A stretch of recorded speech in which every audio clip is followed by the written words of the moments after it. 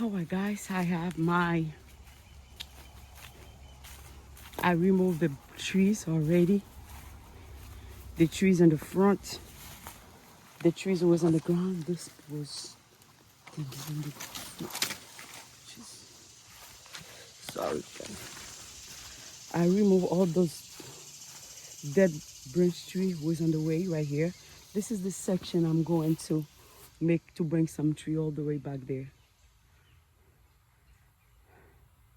I remove them right here, and I'm gonna cut all the way here, all the way here, all the way here. And when I'm done, if I can, I will come and clean this section right here.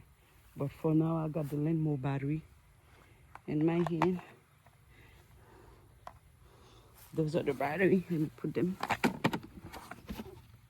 Guys, I think a couple of years ago, since I was planting all my front yard, there was no space to use those any big Lenmo.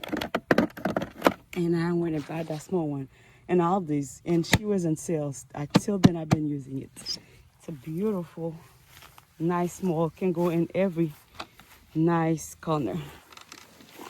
It's what I'm going to do now. And yeah, wish me luck.